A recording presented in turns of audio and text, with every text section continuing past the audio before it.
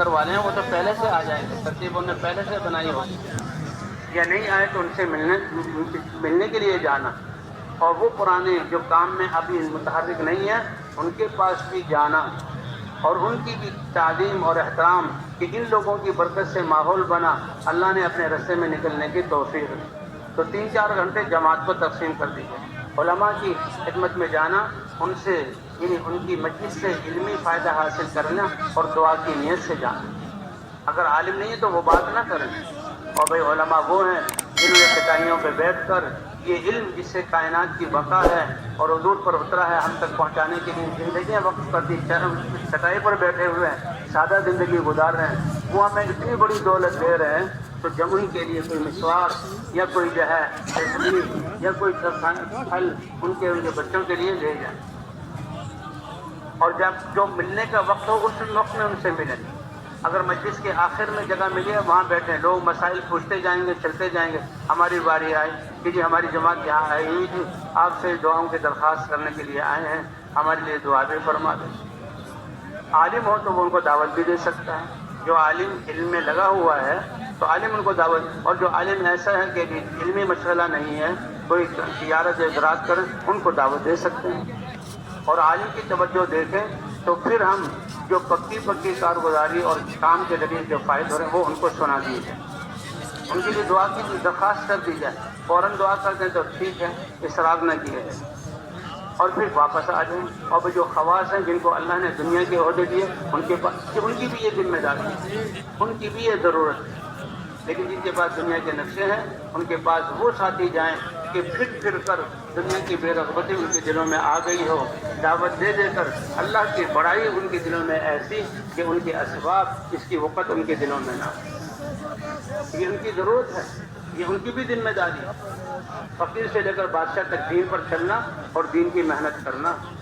ان سے کہ اللہ نے آپ کو یہ استعدادیں صلاحیتیں دی ہیں، دین کے لیے استعمال ہوں گی تو پھر کتنا اللہ تعالیٰ راضی ہوں گی۔ بادشاہوں کو حضور خط لکھتے تھے، تم بادشاہ ہو، تم اسلام لے آؤ اور تم دین پر آ جاؤ، تمہارے آنے کی وجہ سے تمہاری پوری رعایت دین پر چلے گی، اس کا اجر تمہارے جو ہے کھاتے میں لکھا جائے۔ ان کو نکلنے کے لیے آمادہ کیا جائے، اگر وہ تیار نہ ہو تو ان کے بچوں کو، بھتیجے بھانجے بیٹوں کو، اور کم سے کم ان کے جہاں پہرے دار ہے، خانسامہ ہے، اور جو ہے اور کوئی خدمت کرنے والے ہیں ان کو جو ہے اللہ کے راستے اور مسجد میں آنے کی دعوت دی۔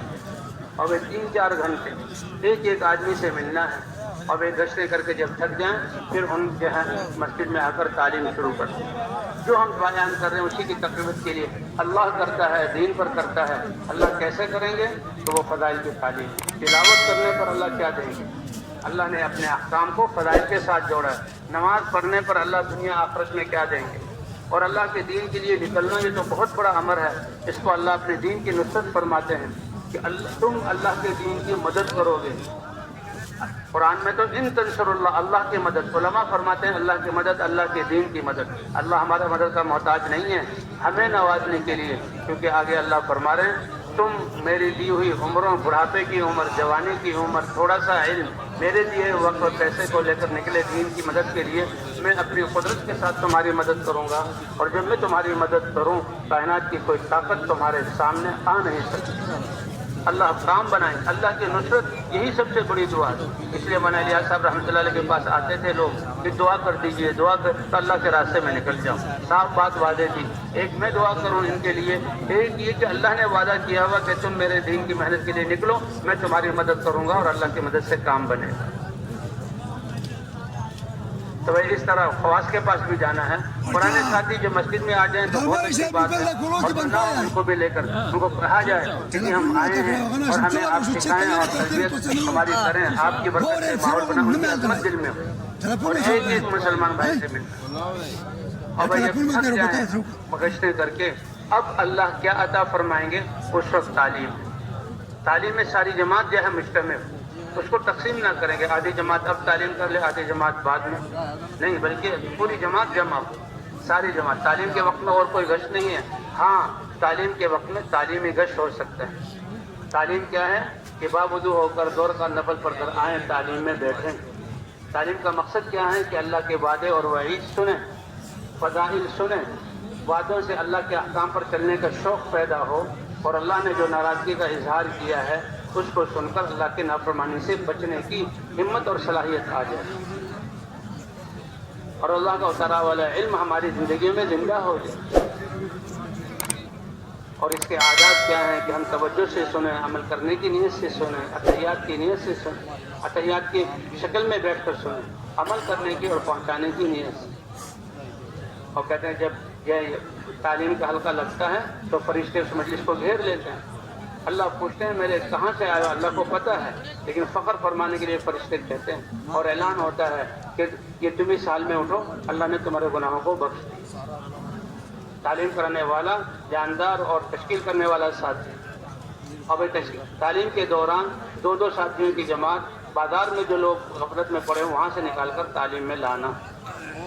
15-20 منٹ کا یہ گشت ہو اور ان کو تعلیم، اور جب وہ تعلیم میں آ جائیں تو تعلیم والا جو ہے وہ کیا کہتے ہیں ان کو، وہ تعلیم جو حدیث پڑھے، فضائل بتلائے تو چند جملوں میں ترغیب بھی دی،